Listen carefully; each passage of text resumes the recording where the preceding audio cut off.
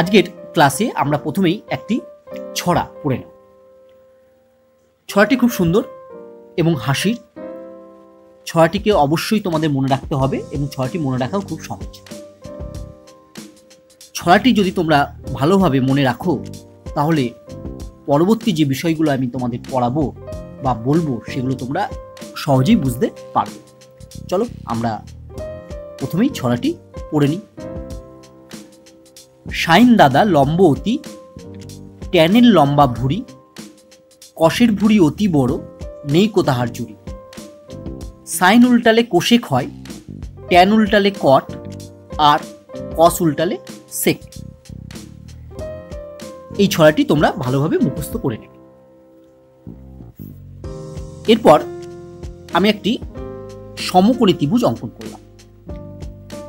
এই সমকোণী ত্রিভুজটির একটি সূক্ষ্মকোণ, এর নাম দিলাম থিটা। এই থিটা কোণের সাপেক্ষে এই সমকোণী ত্রিভুজের লম্ব বাহুটিকে আমি গ্রিন কালার করলাম, আর থিটা কোণের সাপেক্ষে এই সমকোণী ত্রিভুজের ভূমি বাহুটিকে আমি ব্লু কালার করলাম, আর অতিভুজটি আমার রেড কালারই থাকলো। এবার আমরা ছড়াতে চলে আসি। দেখো, ছড়ার প্রথম লাইনে একটি শব্দ আছে লম্ব, আর দ্বিতীয় লাইনে একটি শব্দ আছে লম্বা। এই লম্ব বা লম্বা বলতে এখানে সমকোণী ত্রিভুজের লম্ব বাহুটিকে বোঝানো হয়েছে। অর্থাৎ লম্ব বা লম্বা বলতে সমকোণী ত্রিভুজের লম্ব বাহুটিকে বোঝানো হয়েছে। এখানে লম্ব বাহু কোনটা? না, এখানে লম্ব বাহু হচ্ছে সবুজ কালারের বাহুটা। তাহলে লম্ব বা লম্বা বলতে সমকোণী ত্রিভুজের লম্ব বাহুটিকে বোঝানো হয়েছে। এরপর দ্বিতীয় লাইনে দেখো একটি শব্দ আছে ভুঁড়ি, অর্থাৎ দ্বিতীয় লাইনের একেবারে শেষে একটি শব্দ আছে ভুঁড়ি, আর তৃতীয় লাইনের মাঝামাঝি একটি শব্দ আছে ভুঁড়ি। এই ভুঁড়ি বলতে এখানে সমকোণী ত্রিভুজের ভূমিকে বোঝানো হয়েছে। অর্থাৎ ভুঁড়ি বলতে আমরা সমকোণী ত্রিভুজের ভূমিকে বুঝব। আবার তোমরা ছড়াটির একেবারে প্রথম লাইনের শেষে দেখো একটি শব্দ আছে অতি, আর তৃতীয় লাইনের ভুঁড়ির পরে একটি শব্দ আছে অতি। এখানে অতি বলতে এই সমকোণী ত্রিভুজের অতিভুজকে বোঝানো হয়েছে। তাহলে তোমরা লম্ব বা লম্বা, ভুঁড়ি আর অতি বলতে সমকোণী ত্রিভুজের কোন কোন বাহুকে বোঝানো হয়েছে সেটা তোমরা বুঝতে পারলে।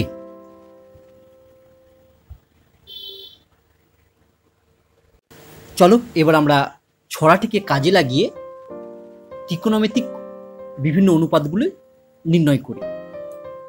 ছড়াটি তোমরা প্রথমে ভালোভাবে কিন্তু মুখস্থ করে নেবে। আমি প্রথমে একটি সমকোণী ত্রিভুজ অঙ্কন করলাম, যার নাম দিলাম এ বি সি। এখানে এ হচ্ছে সমকোণ, তাই এ কোণের বিপরীত বাহু বিসি হবে অতিভুজ। বি এই সূক্ষ্মকোণটির আমি নাম দিলাম থিটা। তাহলে এই থিটা কোণের সাপেক্ষে ভূমি হবে এবি। ভূমি এবিকে আমি ব্লু কালার করলাম, তাহলে এবি হলো থিটা কোণের সাপেক্ষে ভূমি। তাহলে থিটা কোণের সাপেক্ষে লম্ব কে হবে? না, থিটা কোণের সাপেক্ষে লম্ব হবে এসি। এসিকে আমি গ্রিন কালার করলাম, তাহলে এসি হলো লম্ব। আর রেড কালারের বিসি বাহু হলো অতিভুজ। তাহলে সাইন থিটা ইকুয়াল টু আমরা কি লিখব? চলো একবার আমরা ছড়াটা দেখে নিই। এই ছড়ার প্রথম লাইনটি তুমি ভালোভাবে খেয়াল করো। দেখো, প্রথম লাইনটিতে আছে সাইন দাদা লম্ব অতি। সাইন দাদা লম্ব অতি, প্রথমে আছে লম্ব, তারপরে আছে অতি। অতি মানে অতিভুজ। তাহলে আমরা সাইন থিটা ইকুয়াল টু লিখব লম্ব বাই অতিভুজ। অর্থাৎ প্রথমে যেটা থাকবে সেটা লবে লিখব, পরে যেটা থাকবে সেটা হরে লিখব। তাহলে আমরা সাইন থিটা ইকুয়াল টু কি লিখব? সাইন থিটা ইকুয়াল টু লবে আমরা লিখব লম্ব, বাই হরে আমরা কি লিখব? অতিভুজ, ইকুয়াল টু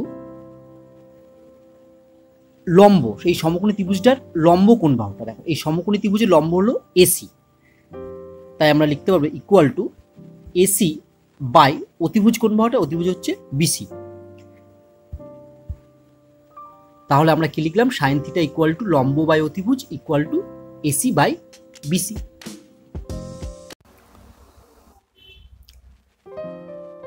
চলো আবার আমরা ছড়াটিতে চলে যাই।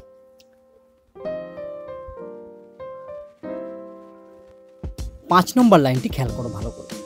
না, 5 নম্বর লাইনে লেখা আছে সাইন উল্টালে কোশেক হয়।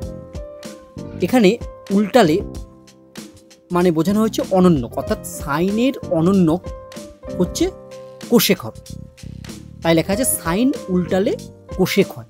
অর্থাৎ সাইনকে যদি উল্টো করে লেখো, অর্থাৎ লবটাকে হর আর হরটাকে যদি লব করো, তাহলে যা পাবে সেটা হচ্ছে কোশেক। চলো এবার আমরা লিখতে পারি cosec theta equal two, cosec theta হচ্ছে সাইন উল্টালে কোশেক হয়, সাইনের উল্টো বা সাইনের অনন্যক। সাইন থিটা ইকুয়াল টু এখানে কত আছে না, সাইন থিটা ইকুয়াল টু আছে লম্ব বাই অতিভুজ, তাহলে কোশেক থিটা ইকুয়াল টু হবে অতিভুজ বাই লম্ব, তাহলে কোশেক থিটা হবে অতিভুজ বাই লম্ব ইকুয়াল টু, অতিভুজ মানে কত দেখো, সমকোণী ত্রিভুজটি অতিভুজ হচ্ছে বিসি আর লম্ব হচ্ছে এসি। আবার আমরা ছড়াতে যদি যাই, দেখো সাইন উল্টালে কোশেক হয়, অর্থাৎ সাইনকে যদি অনন্যক করো তাহলে কোশেক পাবে। তার মানে আমরা লিখতে পারবো কি না, কোশেক থিটা ইকুয়াল টু কার অনন্যক, সাইনের অনন্যক। সাইন অনন্যক মানে কারো অনন্যক মানে 1/, সেটা তাহলে 1/sin থিটা। একইভাবে তুমি সাইন থিটা ইকুয়াল টু তাহলে কি লিখতে পারবে, সাইন থিটা ইকুয়াল টু লিখতে পারবে 1/কোশেক থিটা। তাহলে আমরা sine theta into cosec theta equal to কি লিখতে পারবো, দেখো সাইন থিটা আছে এসি বাই বিসি আর কোশেক থিটা আছে বিসি বাই এসি। তাহলে আমরা sine theta into cosec theta equal to, sine theta মানে আছে এসি বাই বিসি আর কোশেক থিটা মানে আছে বিসি বাই এসি। তাহলে এখানে এসি এসি কেটে গেল, বিসি বিসি কেটে গেল, ইকুয়াল টু হচ্ছে 1। তাহলে আমরা লিখতে পারবো sine theta into cosec theta equal to 1।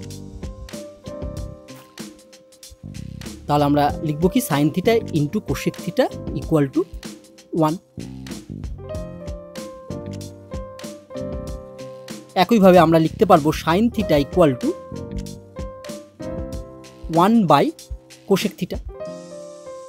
আবার আমরা লিখতে পারবো কোশেক থিটা ইকুয়াল টু 1/সাইন থিটা। নেক্সট এবার আমরা ট্যান থিটা ইকুয়াল টু কত হবে দেখি। চলো আমরা আবার ছড়াতে চলে যাই। ছড়ায় দ্বিতীয় লাইনটি ভালো করে খেয়াল করো, ট্যানের লম্বা ভুঁড়ি। তাহলে প্রথমে আছে লম্বা, লম্বা বলতে আমরা বুঝি সমকোণী ত্রিভুজের লম্ব বাহুটিকে। তারপরে আছে ভুঁড়ি, ভুঁড়ি বলতে আমরা বুঝি সমকোণী ত্রিভুজের ভূমিটিকে। তাহলে ট্যান থিটা ইকুয়াল টু লিখব লম্ব বাই ভূমি।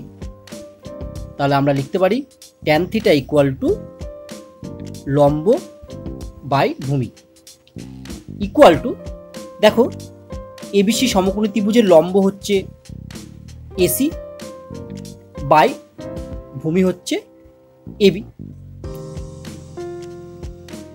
এরপর আমরা কট থিটা ইকুয়াল টু লিখব। চলো আবার ছড়াতে চলে যাই। ছড়ায় একেবারে 6 নম্বর লাইনটি তুমি ভালো করে খেয়াল করো। দেখো বলা আছে ট্যান উল্টালে কট, অর্থাৎ ট্যানের অনন্যক হলো কট বা কটের অনন্যক হলো ট্যান।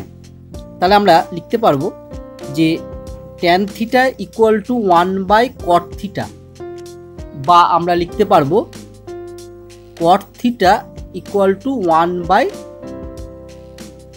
1/ট্যান থিটা। এখন যদি এর পরের লাইন আমরা কোনাকুনি গুণ করি তাহলে দেখো লিখতে পাচ্ছি tan theta into cot theta equal two কত হচ্ছে 1। তাহলে আমরা এখানে কট থিটা ইকুয়াল টু কি লিখতে পারবো? কট থিটা ইকুয়াল টু ট্যানের উল্টোটা বা ট্যানের অন্য। যেহেতু ট্যান থিটা ইকুয়াল টু আছে লম্ব বাই ভূমি, তাহলে কট থিটা ইকুয়াল টু আমরা লিখব ভূমি বাই লম্ব ইকুয়াল টু আমরা লিখব ভূমি হচ্ছে এবি বাই লম্ব হচ্ছে এসি। তাহলে আমরা tan theta into cot theta equal two কত লিখতে পারবো? দেখো tan theta into cot theta যদি আগের মতোই আমরা এই দুটো গুণ করি তাহলে দেখো সব কেটে যাবে, কেটে গিয়ে আমার হয়ে যাবে 1। তাহলে অতএব tan theta into cot theta equal to 1। যেহেতু tan theta into cot theta equal to 1, এখান থেকে আমরা লিখতে পারবো যে tan theta equal to 1 by cot theta. আবার tan theta into cot theta equal to 1, এখান থেকে আমরা লিখতে পারবো cot theta equal to 1 by tan theta.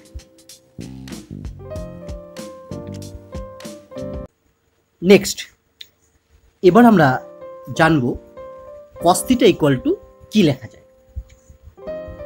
তার জন্য আমরা প্রথমেই ছড়াটিতে চলে যাব। ছড়াটির তৃতীয় লাইনটি তুমি যদি ভালো করে খেয়াল করো তাহলে দেখো তৃতীয় লাইনে লেখা আছে কষের ভুঁড়ি অতি বড়।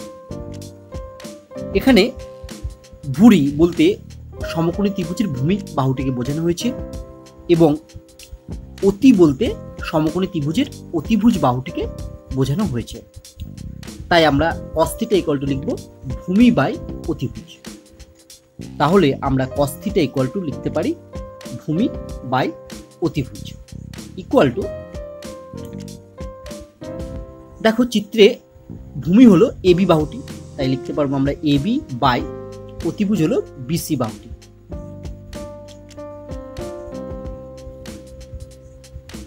নেক্সট আমরা জানবো সেক থিটা ইকুয়াল। চলো আবার আমরা ছড়াটিতে যাই। একেবারে লাস্ট লাইনে দেখো কি লেখা আছে। লাস্ট লাইনে লেখা আছে কস উল্টালে সেক হয়, অর্থাৎ কসের অনন্যক হলো সেক, বা বলতে পারো সেকের অনন্যক হলো কস। তাহলে আমরা সেক থিটা ইকুয়াল টু লিখবো কস থিটার অনন্য। কস থিটা মানে আছে ভূমি বাই অতিভুজ, তাহলে সেক থিটা হবে অতিভুজ বাই ভূমি। তাহলে সেক থিটা ইকুয়াল টু আমরা লিখবো অতিভুজ বাই ভূমি ইকুয়াল টু, অতিভুজ মানে হচ্ছে বিসি বাহু, বিসি বাই, আর ভূমি মানে হচ্ছে এবি বাহু, তাহলে লিখবো বিসি বাই এবি। এবার আমরা জানবো cos theta into sec theta. দেখো কস থিটা এবং সেক থিটাকে যদি আমরা গুণ করি তাহলে দেখো 1 পাবো, তাই আমরা লিখবো equal to 1।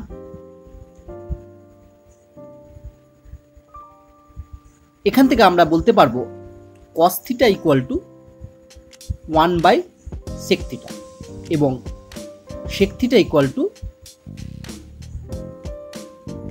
1 by cos theta.